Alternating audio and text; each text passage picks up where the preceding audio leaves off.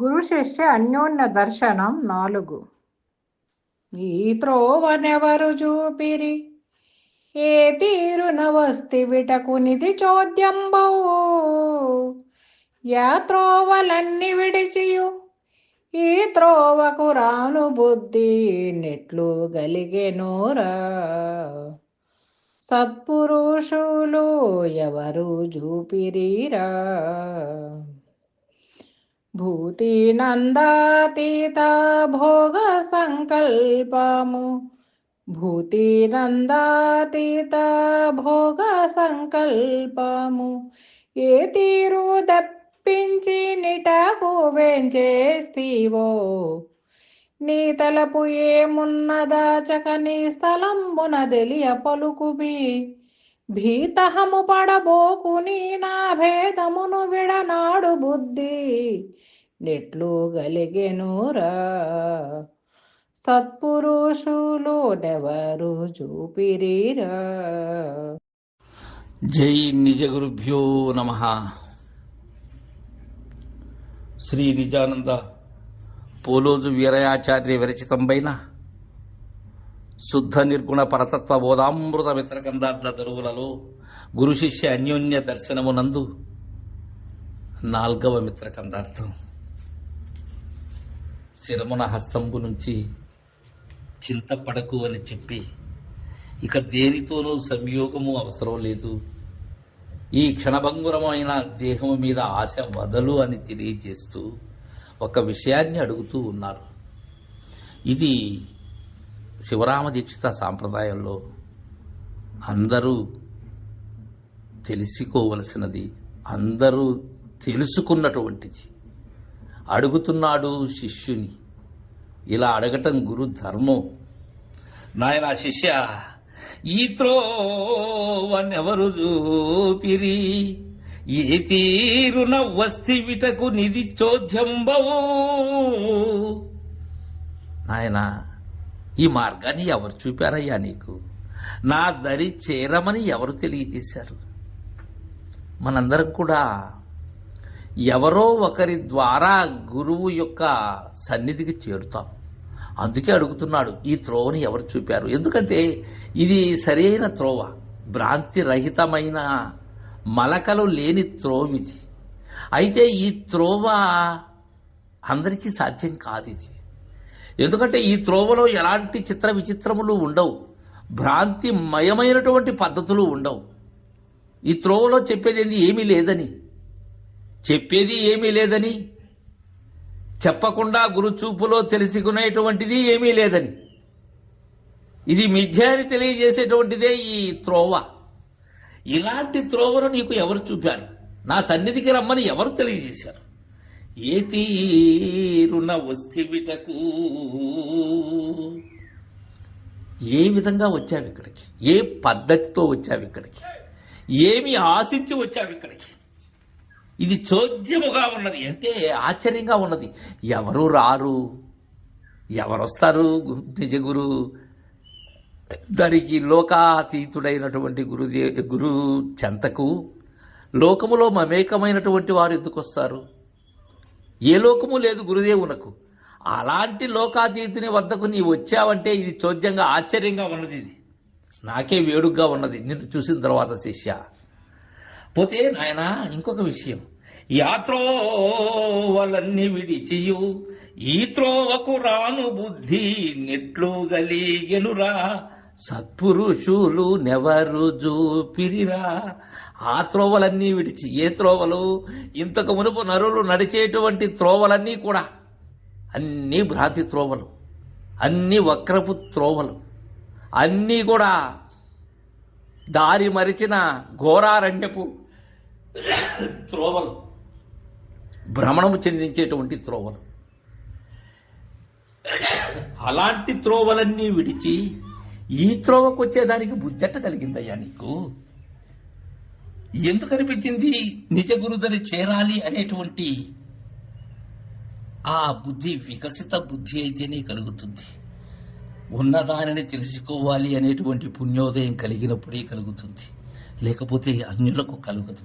ఒకవేళ కలిగినా దాన్ని పూర్తిగా గురుదరి చేరి సంశయరహితం కావాలంటే అంత ఆషామాషి వ్యవహారం కాదు ఇది. పరిపూర్ణ బోధ సులభమైనటువంటిది ఎప్పుడు గురు శిష్య న్యాయం కుదిరినప్పుడు, లేకపోతే అర్థం కాదు. ఇది భావమునకు అందదు. ఎవరు చూపారు సత్పురుషులు? సిద్ధాంతకర్త చెప్తారు, నిజ గురువును ఎరిగినటువంటి నిజ శిష్యులైతే మాత్రమే చూపగలరు. మిగిలినటువంటి వారు ఈ త్రోవకు వేరే వారిని పరిచయం చేయలేరు. అలాంటి మహనీయులు సత్పురుషులు. నిజగురు సార్వభౌముల దరికి, ఆ శరీరుల దరికి చేరమని ఎవరైతే ప్రతిపాదన చేస్తారో వారు సత్పురుషులు. భూతి నందాతీత భోగ సంకల్పము నేతీరు దప్పించి నిటకు వేంచేస్తీవో. భూతి నందాతీతమైనటువంటి భోగ సంకల్పమును ఎలా తప్పించుకున్నావు? ఏంది భూతి అంటే? ఐశ్వర్యం, పుట్టుక. దానితో ఆనందంలో ఉన్నావు ఇప్పటి వరకు. అలాంటి భోగ సంకల్ప మానసుడు ఉన్నావు. సంకల్ప వికల్పములనే వాటితో ఉన్నావు ఆ జనన మరణ సుడిలో. దానిని ఏ విధముగా తప్పించుకున్నావు? దానిని తప్పించుకుని ఎలా ఇక్కడికి చేరావు? అందరూ కూడా దుర్లభమైనటువంటి మానవ జన్మకు వచ్చి కూడా శాశ్వతమైనటువంటి దానిని గురుదరి చేరి తెలియనేరక ఆ పాప పంకిలంలోనే ఉన్నారు. నీవు దాన్ని ఎలా, ఆ భూతిని అంటే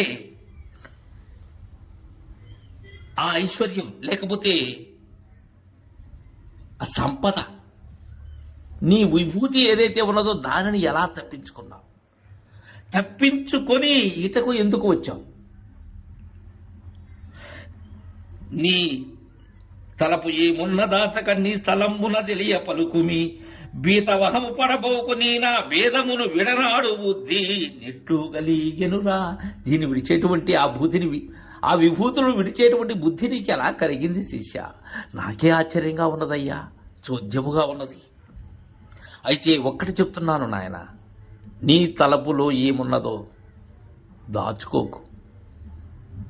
ఏమన్నా అనుకుంటారేమో గురుదేవుని అడిగితే. చాలామంది ఇలాంటి సంశయంతో ఊగిసలాడుతూ ఉంటారు, గురువుని ఇలా అడగొచ్చా, అలా అడగొచ్చా అని.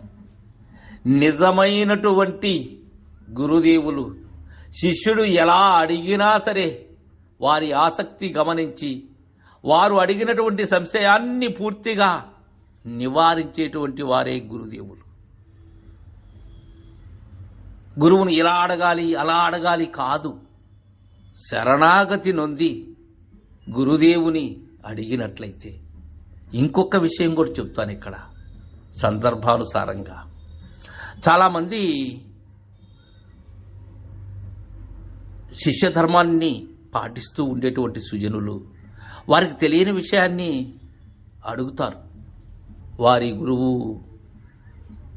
ఉపాధి కోల్పోయినప్పుడు, లేకపోతే వారి గురువు అందుబాటులో లేనప్పుడు నీకు తెలిసినటువంటి విషయాన్ని వారికి ఏంది చెప్పేది అనే భావన ఈ సాంప్రదాయంలో సరైనటువంటిది కాదు. ఎవరడిగినా ఉన్న యథార్థము నీకు అందినట్లయితే, అందుకున్న వాడవైతే చెప్పేందుకు భయం ఎందుకు, వెరపెందుకు? వారు శివరామ దీక్షిత సాంప్రదాయంలో ఉన్న శిష్యులే కదా వాళ్ళు. వాళ్ళకి చెప్పక మరి ఎవరికి చెప్పాలి నువ్వు? వారు నా శిష్యులు కాదు, వీరు నా శిష్యులు కాదు, ఇవన్నీ కూడా హద్దు రేఖలు. ఇవి సరైనది కాదు. ఇది నీ తలపు ఏమున్న దాచక ఈ స్థలంపున తెలియ పలుకుమి.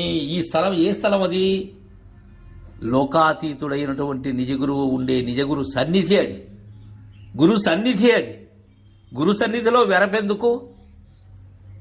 ఉన్న విషయాన్ని అహంరహితంగా తెలుసుకునేందుకు. ఇక్కడ ఇంకొకటి కూడా ఉన్నది, గురువుని ఏనాడు కూడా ప్రశ్నించకూడదు. అంటే ఎలా? తనకు కొన్ని విషయాలు తెలిసి కూడా ఆయన ఏం చెప్తారో, మా గురువు ఇలా చెప్పాడు, ఈ గురువు ఎలా చెప్తాడు అనేటువంటి వక్ర బుద్ధితో గురువుని పరీక్షించాలి అని చూస్తే మాత్రం అది చాలా తప్పిదమవుతుంది, చాలా పాపం. అది నీకు తెలియని విషయాన్ని తెలుసుకో గురువు దగ్గర. భీతహము పడబోకు